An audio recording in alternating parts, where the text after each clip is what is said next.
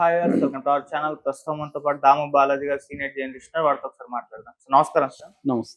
Sir, Jagan గారి గురువు గారు స్వరూపానంద స్వామి గారు పారిపోయారు హిమాలయాలకు అని చెప్పేసి వార్తలు ప్రచారం అవుతున్నాయి సార్. ఆయన సెక్యూరిటీ కూడా వద్దనుకున్నారు, ఆశ్రమాన్ని కూడా మూసేశారు, హిమాలయాలకు వెళ్ళిపోయారు అంటున్నారు. అసలు ఏం జరిగింది, ఎందుకు హిమాలయాలకు వెళ్ళిపోయారు, మరి పారిపోయాడు అని చెప్తున్నారు కదా, నిజంగా పారిపోయాడా? మీరేం చెప్తారు సార్? అంటే ఆయన ఆశ్రమాన్ని అయితే క్లోజ్ చేశాడని చెప్తున్నారు. రెండోది ఆయనే లెటర్ రాశాడు గవర్నమెంట్కి, ఇట్లా నేను హిమాలయాలకు వెళ్తున్నాను, రిషికేష్కి, అక్కడ తపస్సు చేసుకుంటాను, చాలా కాలం పాటు నేను అక్కడే ఉంటాను, కాబట్టి నాకు సెక్యూరిటీ ఇచ్చారు కదా, సెక్యూరిటీని మీరు వెనక్కి తీసుకోండి అని గవర్నమెంట్కి లెటర్ రాశాడు.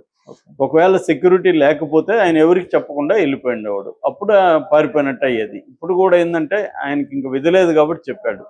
అంటే ఆయన ఎందుకు నిజంగానే అంటే ఇప్పుడు సెక్యూరిటీ వద్దు, ఆశ్రమం కూడా క్లోజ్ చేస్తానంటే పర్మనెంట్గా ఖాళీ చేసుకొని హిమాలయాలకు వెళ్ళిపోయాడా, అక్కడే ఉంటాడా? ఎందుకంటే ఆయన ఇప్పుడిప్పుడే రానని చెప్తున్నాడు.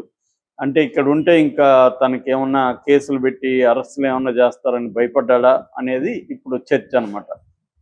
ఎందుకంటే ఇప్పుడు అసలు హోల్ ఇష్యూ మనం అర్థం చేసుకుంటే జగన్కేమో ఒక ప్రాబ్లం ఉంది. అదేంటంటే జగన్ ఫ్యామిలీలో క్రిస్టియానిటీని ఫాలో అవుతుంటారు వాళ్ళు.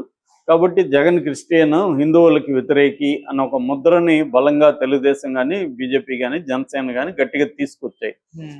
దానివల్ల జగన్కి డ్యామేజ్ మొదలైంది. ఇతను క్రిస్టియానిటీని ప్రోత్సహిస్తున్నాడు, క్రిస్టియన్ ప్రీస్టులకి డబ్బులు ఇస్తున్నాడు, తిరుమలని కూడా క్రిస్టియానిటీగా కన్వర్ట్ చేస్తున్నాడు,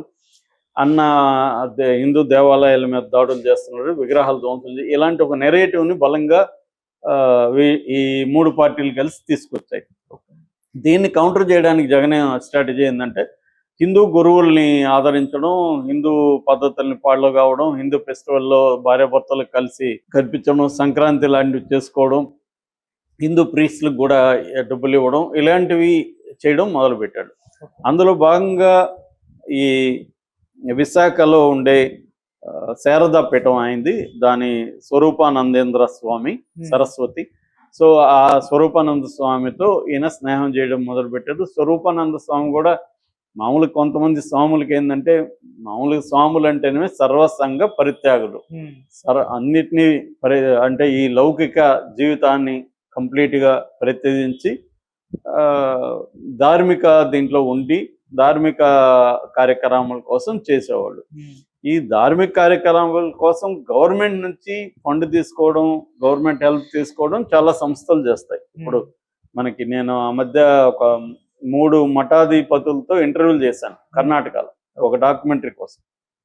అప్పుడు సుత్తూరు మట్టు, తర్వాత పెజావర్ స్వామి, ఇలాంటి వాళ్ళు ఉన్నారు. వాళ్ళతో కలిసాను నేను. అక్కడంతా చూస్తున్నప్పుడు అక్కడ ఇలాగా సీఎంలతో కుమ్మక్కయ్యేది, సీఎంలతో అంటగాగేది, ఇవన్నీ కనబడలేదు. వాళ్ళు ఏంటంటే అక్కడ ఎడ్యుకేషన్ ఒక 200-300 ఇన్స్టిట్యూట్స్కి వాళ్ళు ఎడ్యుకేషన్ ఇస్తున్నారు పెట్టి పూర్ పీపుల్కి. అట్లాగే కొంతమంది హెల్త్ వేరే పెద్ద హాస్పిటల్తో వీళ్ళు టైఅప్ అయ్యి హెల్త్ సెక్టర్లో పూర్కి ఇస్తున్నారు. అంటే ఎడ్యుకేషన్ అండ్ హెల్త్ ఈ 2 రంగాల్లో ప్రధానంగా ఇస్తున్నారు. అక్కడ ఆ మట్లో నేను పోయిన చోటంతా కూడా భోజనాలు కూడా చేశాను. చాలా హైజీనిక్గా, చాలా హైటెక్గా, శుభ్రంగా ఉంది. సో అట్లాంటి ఒక సామాజిక కార్యక్రమాలు అక్కడ చేస్తున్నారు. వాళ్ళకి ఫండ్స్ గవర్నమెంట్ ఇస్తుంది, అవన్నీ జరుగుతాయి. అయితే ఇలా లేరు. మనకేందంటే ఇక్కడికి వచ్చేసరికి ఈ స్వాములు, ఇతను కానీ ఇంకొంతమంది స్వాములు కానీ డైరెక్ట్గా గవర్నమెంట్లోకి ఇన్వాల్వ్ అయిపోవడం, గవర్నమెంట్లో ఒక లాబింగ్ చేయడం, ఇది పెరిగిపోయింది. ఇది మనకు కనబడుతుంది. సో ఈయన కూడా ఏం చేశాడు, జగన్ని ఆదరించడం, ఇటు కేసీఆర్ ఇక్కడ ఈ ఇద్దరు సీఎంలతో ఉండడం, వీళ్ళకి సంబంధించి యజ్ఞయాగాదులు చేయడం. నిజానికి పర్సనల్ వాళ్ళకి యజ్ఞయాగాదులు చేయాల్సిన అవసరం లేదు, సమాజం కోసం వీళ్ళు చేస్తే అది వేరే విషయం. కానీ వీళ్ళు అలా చేయడం, దాంతో వీళ్ళు ఏం చేసేది, వాళ్ళకి కావాల్సినవన్నీ ఇవ్వడం, అడిగినంత ల్యాండ్ ఇవ్వడం, సెక్యూరిటీ ఇచ్చేయడం, ఇలాగా ఏదో వీళ్ళ సొత్తులాగా, జగన్ వాళ్ళ పర్సనల్ సొత్తులాగా, అది గవర్నమెంట్కి సంబంధించింది కదా. సో అలాగా జరిగిందనమాట. ఇప్పుడు ఏంది, తను కొత్త వలస దగ్గర 15 ఎకరాలు జగన్ అక్కడ ల్యాండ్ ఇచ్చాడు. అక్కడ ఎకరా మార్కెట్ రేటు 15 కోట్లు అని చెప్తున్నారు. సో 225 కోట్ల విలువ చేసే ల్యాండ్ అప్పనంగా ఇతనికి ఇచ్చాడు. దాన్ని పబ్లిక్గా ఎక్కడైనా వాడితే జనాలకి చాలా ఉపయోగం ఉంటుంది, దాన్ని ఇతనికి అప్పగించాడు. అట్లాగే తిరుమలలో కూడా, తిరుమలలో మామూలుగా వెరీ డిఫికల్ట్, ప్రైవేట్ వాళ్ళు వెళ్ళి ఇచ్చేయడం, అట్లాంటి చోట కూడా ఈయనకి భూమి ఇచ్చేశాడు. అక్కడ వాళ్ళ నిర్మాణాలు కూడా స్టార్ట్ చేశారు. సో ఇలాగా ఒక దుర్వినియోగం జరిగినట్టుగా క్లియర్ గా తెలుస్తుంది. దాని తర్వాత ఆయనకి Z security why category, Z కాదు వై కేటగిరీ సెక్యూరిటీ కూడా జగన్ ఇచ్చాడు. దాంతో ఇతను ఎప్పుడైతే క్లియర్ గా జగన్ వైపు నిలబడ్డాడో ఆటోమేటిక్ గా తెలుగుదేశానికి, బీజేపీకి, జనసేనకి యాంటీ అయ్యాడు. ఇక్కడ స్వాములకు కూడా ఏదో ఒక రాజకీయ పార్టీతో అంటగాగడం అనేది కనబడింది. దాంతో వీళ్ళేం చేశారు, రాగానే అతని మీద చర్య తీసుకునేదానికి సిద్ధమైపోయింది. అందుకని ఆయన తెలివిగా ఏం చేశాడు, చంద్రబాబు గెలవగానే చంద్రబాబుని పొగుడుతూ మాట్లాడాడు. చంద్రబాబు పరిపాలనా అధ్యక్షుడు అవన్నీ మాట్లాడడం మొదలుపెట్టాడు. కానీ అదేమి పనిచేయలే. ఎందుకంటే గతంలో ఆయనకి ఎంత బ్యాడ్ నేమ్ ఉంది, వీళ్ళకి యాంటీగా ఆయన ప్రవర్తించే తీరు ఇదంతా వీళ్ళు సహించలేదు. దాంతో ఏంటంటే ఒకటి ఈ 15 ఎకరాలు వెనక తీసుకున్నారు. 2 సెక్యూరిటీని వై నుంచి ఎక్స్కి తగ్గించేశారు. ఎక్స్ అంటే 1+1 ఉంటారు. 3వది తిరుమలలో ఉన్న దీనికంతా కూడా దాన్ని మళ్ళీ లాక్కోవడానికి, ఆ బిల్డింగ్ని ఆపడానికి ఒక ఎక్స్పర్ట్ కమిటీ కూడా చంద్రబాబు ప్రభుత్వం వేసింది. అది ఎందుకంటే వీళ్ళు లీగల్గా వెళ్ళాలి, రేపొద్దున అతను ఏమైనా కోర్టుకు వెళ్తే ఎలాగా అనే దగ్గర జాగ్రత్తగా వెళ్తుంది చంద్రబాబు ప్రభుత్వం తిరుమలలో కూడా. అలాగా అన్ని వైపుల నుంచి ఈయనకి ఇబ్బంది మొదలైంది. రెండోది అక్కడ ఆశ్రమంలో అనేక అక్రమాలు జరిగాయని దాని మీద కూడా ఎంక్వైరీ చేయాలన్న డిమాండ్స్ కూడా వస్తున్నాయి. సో ఇది కానీ జరిగితే రేపొద్దున ఆయనకి తిరుమలలో ఉండదో, లేకపోతే ఇక్కడో జగన్తో కలిసి ఈయన కూడా అక్రమంలో ఉన్నాడు అని కానీ కేసు పెడితే రేపు ఆయన జైలుకి పోయే అవకాశం ఉంది. స్వామ్య గీమ అనేది ఇక్కడ చట్టానికి స్వాములైనా ఎవరైనా లోబడి ఉండాలి. So law of the land అంటారు. లా ఆఫ్ ద ల్యాండ్లో నువ్వు ల్యాండ్లో నివసించే ప్రతి ఒక్కరికి వర్తిస్తుంది. నేను స్వామి సార్ నాకు కుదరదంటే ఉండదు. మనం చాలా మంది స్వాములు ఏమయ్యారు మనం చూసాం. నిత్యానంద లాంటి స్వాములు విదేశాలు వెళ్ళి పారిపోయారు. కాబట్టి